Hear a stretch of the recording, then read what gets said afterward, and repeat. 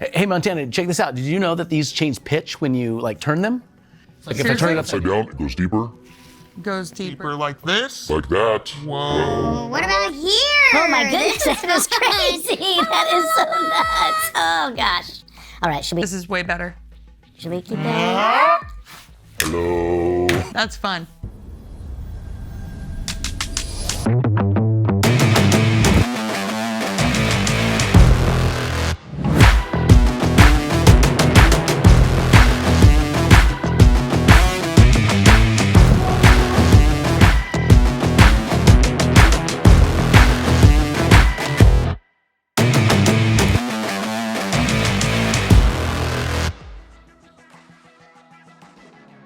Hey JHM, and welcome back to our third and final week of our series, We Are JHM! My name is Joe, and I'm just so pumped. Well, I'm gonna take that off.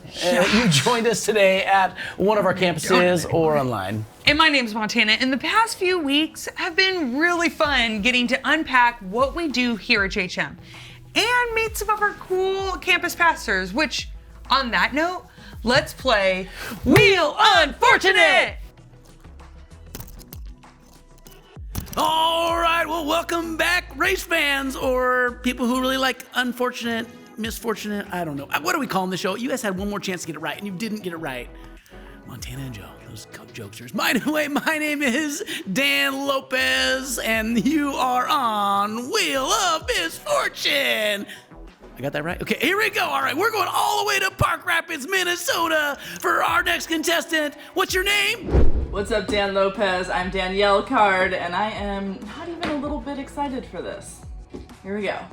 Awesome. And what's the biggest fish you've ever caught? One time I caught a 15-inch walleye, but I talked to one of our students this week who caught a 29-inch walleye in Long Lake right across the street from our Park Rapids campus. Crazy. Oh, we're so glad to hear that, Danielle. Well, go ahead and say it. I'm just glad that eating dog food and running a mile in a mascot costume are already taken. Can't be that much worse, can it? I don't know. All right, Mr. Lopez, spin that wheel.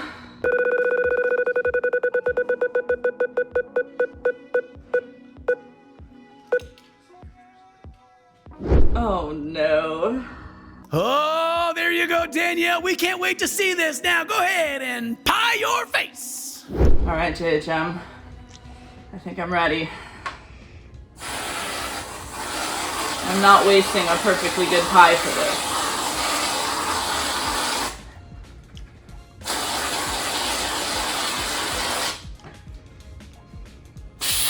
Oh man.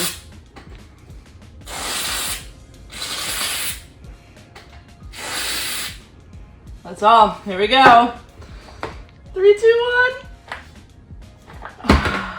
Oh my. Okay, well, let's jump into this thing. We want you to know that JHM is for every 6th, 7th, and 8th grader, and it's a safe place for you to be you. Because we understand, appreciate, and genuinely like you. And we want to walk alongside you and help you navigate this crazy time in your life. We want to help you create friendships that really matter, help you follow Jesus with your whole heart every day, and help you make a difference in the world around you. Because we believe that those 3 goals will not only help you make it through junior high, they'll make you actually better at life and make your life, I think, so much better. The last few weeks, we've talked about what it looks like to create friendships and to follow Jesus. This week, we want you to walk away with the confidence that you can make a difference with your life. Joe, what did it look like for you when you first started serving and doing something to help others? Oh man, that is a great question. And many of you probably know me as either the Anaheim Junior High pastor, or if you attend one of our other campuses, I'm just one of those video guys. You just see my head. I'm really short, by the way. But that's not actually how I got started. I started serving a long time ago. Can you guess when I first started to make a difference in the church and outside of it? I was in junior high. Oh. Yeah, well, I was in 7th grade, and the senior citizens, or the old people in our church, they had a monthly potluck. That just means that they all came together and they brought some different dishes that they like to eat together. And so they needed somebody to wash dishes. And I ended up doing that for a couple years, and it was a blast. I had like a dozen new grandparent figures and that I built relationships with. And here's the cool thing is I had free reign of the potluck table. So much good, tapioca I'm pudding. My favorite, tapioca pudding. I love tapioca pudding. many Plus, better because of options. my serving, I was able to help provide an environment for those senior citizens to build community. And that's not all. I started serving in my junior high group. I led worship, I served the homeless, I've served orphans in Mexico, I got to travel internationally, and every opportunity to serve others led me to another one. My favorite part about being able to look back at that journey is not that I got to lead worship or travel to fun places. The best is looking back and seeing all the teams I was able to be a part of and the lives that I've been able to see impacted just because I said yes. I got to learn, serve, grow, and use my gifts and passions along with my other friends that I had made along the way and really help make a difference in the world around us together. That's so good. Thanks for sharing that. Well, at Eastside, we believe that God has created each of us with a unique shape. He uses our experience, our abilities, our passions, our personalities, and our spiritual gifts so that we can experience the joy of building the kingdom of God. We are all unique and different, but we all have the same mission or calling, which is to use our talents, abilities, interests, personality, and experiences to make a difference in the world around us. All right, now before we get ahead of ourselves, you might be thinking, wait a second, Joe. Montana, slow down. I'm trying to figure out what interests, abilities, and talents I actually have. Fair question. I kind of lack experience in a lot of ways, and that's okay. That will all come with time. But the best way to make a difference in your world right now is by being present and available in your world every day. Not caught up thinking about yourself, your worries, your problems, your schedule. We can all make a difference around us by looking around us, by seeing a need and choosing to be a part of the solution. Check this out. There's a really cool story from the Bible about a couple of Jesus followers who didn't let their schedule or their lack of resources keep them from making a huge difference in someone's life. It's found in Acts chapter 3. Peter and John went to the temple to pray. As they neared the temple, a man who couldn't walk from the time he was born was being carried in. Each day, the man was put beside the temple gate so he could beg from the people going into the temple. When the man saw Peter and John, he asked them for some money. Please help. Peter said, "Look at us." The man looked up at them eagerly, thinking that they would give him some money. But Peter said, "I don't have any money for you, but I'll give you what I have. In the name of Jesus Christ, get up and walk." Then Peter took the man by the hand and helped him up. As he did, the man's feet and ankles were instantly healed and strengthened. Woohoo! He jumped up and began to walk. Then walking, leaping, and praising God, Come on! he went into the temple with them. All the people saw him walking and heard him praising God. Wait, is that? I think so. When they realized he was the man who couldn't walk who had been sitting outside the gate asking for money, they were absolutely amazed. Wow! Peter asked the people, "What's so surprising about this? Why stare at us as though we made this man walk by our own power?" He reminded all of the people that it was God's power who healed this man and encouraged all of them to turn from their sins and follow God with their whole hearts.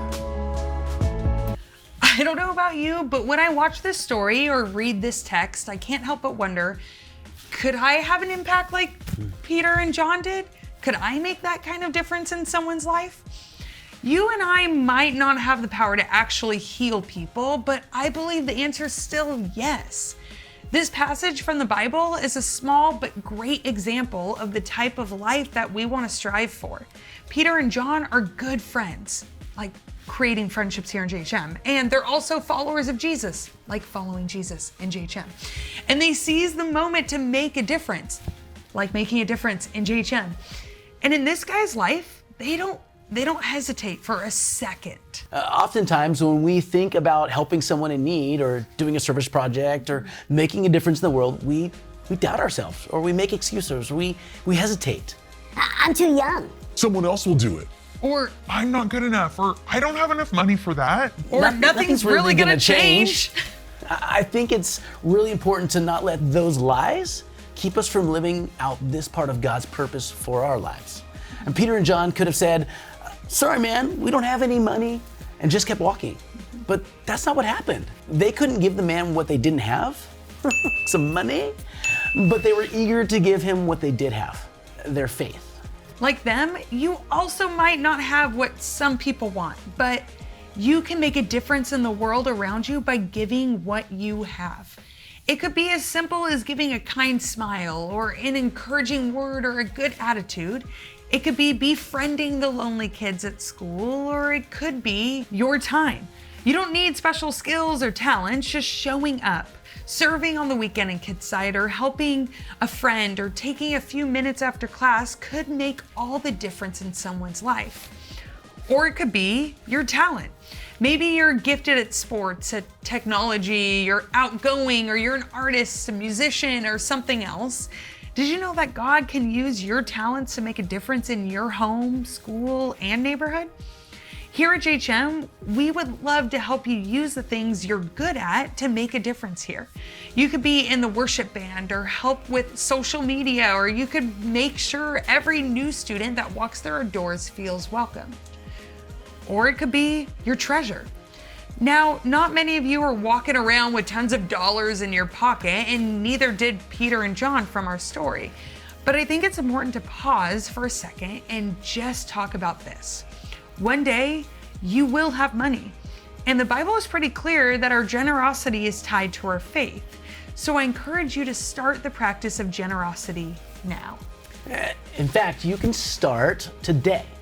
We have some tools at our Grow booth that will help you understand why God cares so much about your generosity. And the first tool is called the Generosity Guide. It's a short Bible study on generosity and a habit that the Bible calls tithing that you can do at your own pace. Along with that, you can also grab a giving can. It's just a can that you can put somewhere where you'll see it. And our hope is that you would intentionally give 10% of whatever you receive, or just drop some spare change in it. Either way, generosity is a habit worth practicing. It will change your life for the better. And many of you have been doing this faithfully and even made a commitment to give towards the unfinished initiative that we've been working on as a church. And guess what?